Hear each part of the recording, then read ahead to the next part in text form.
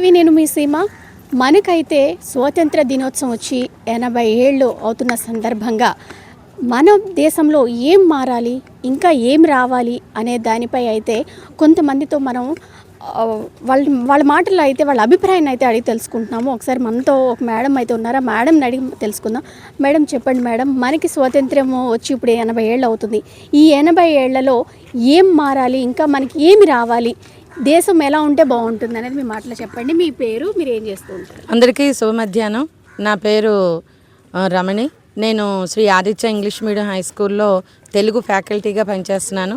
ముందుగా అందరికీ 80వ స్వాతంత్ర దినోత్సవ శుభాకాంక్షలు.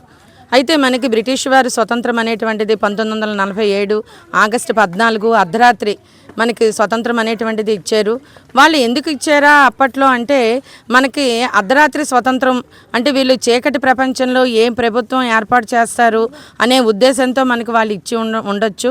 అయితే భారత కాలమాన ప్రకారం 12 దాటితే మర్నాడు మనకి మర్నాడు రోజు అనేటువంటిది లెక్కలో మనం ఆగస్టు 15న స్వతంత్ర దినోత్సవం అనేటువంటిది జరుపుకుంటున్నాం.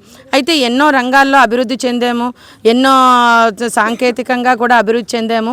కానీ నా అభిప్రాయ ప్రకారము స్త్రీకి అనేటువంటిది స్వతంత్రం రాలేదని చెప్పుకోవచ్చు.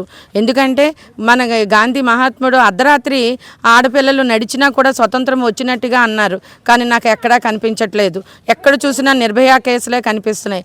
ఆడపిల్లని బయటికి పంపించాలంటే భయం, ఒక చిన్న పిల్ల బయట ఆడుకోవాలంటే భయం, పిల్లల్ని స్కూల్కి పంపిస్తే ఆటో డ్రైవర్ మనకి తెలిసిన వాడైనా సరే అదొక భయం, రిక్షావాడి భయం.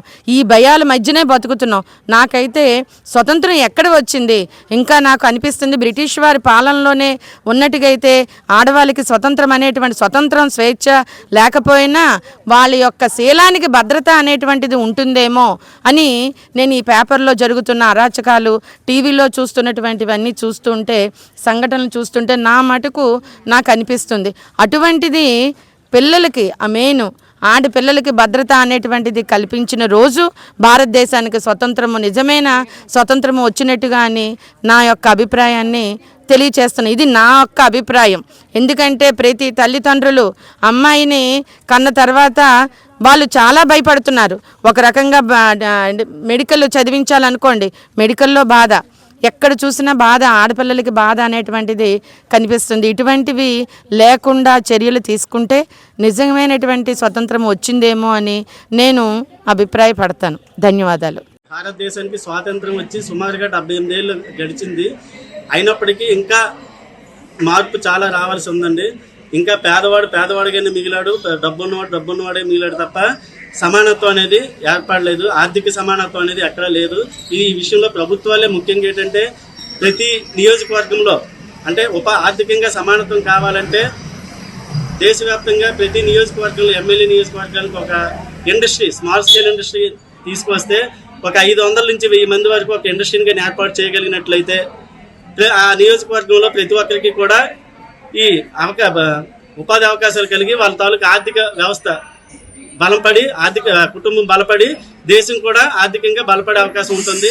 ముఖ్యంగా రాష్ట్ర ముఖ్యమంత్రి విజన్ ఉన్న ముఖ్యమంత్రిగా చెప్పుకునే మన ముఖ్యమంత్రి గారు మన రాష్ట్రంలో ప్రతి నియోజకవర్గంలో ఈ 500 నుంచి 1000 మంది వరకు ఒక ఇండస్ట్రీని ఏర్పాటు చేసి ఈ వలసలు లేకుండా ప్రతి ఒక్కరికి కూడా, నిరుపేద ప్రతి ఒక్కరికి కూడా ఉద్యోగ ఉపాధి అవకాశాలు కల్పించాలని చెప్పేసి విజ్ఞప్తి చేస్తున్నాం. అప్పుడు 78 ఏళ్ల క్రితం ఏ విధంగా ఉందో దానికంటే కొంత మార్పు వచ్చింది.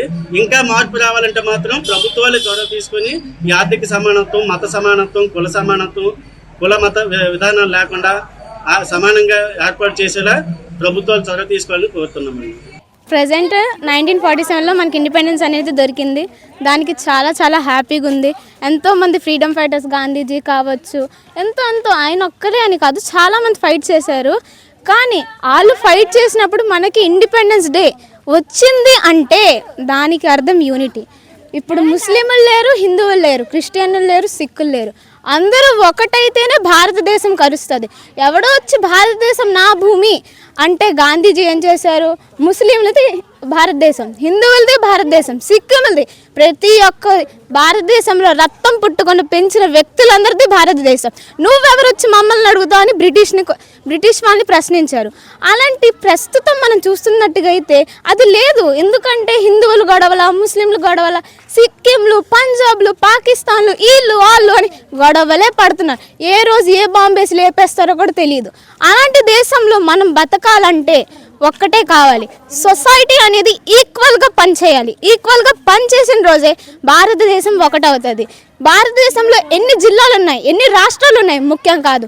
భారతదేశంలో ఉండే ప్రతి ఒక్క మొక్క కూడా భారతదేశానికి చెందింది. అది ఒక్క మొక్క ఈ భారతదేశంలో ఎవరు పుట్టించారంటే దేవుడు పుట్టించారు. దాన్ని రక్షించుకునే హక్కు ఎవరు ఉందంటే సొసైటీ, యూనిటీ. భారతదేశంలో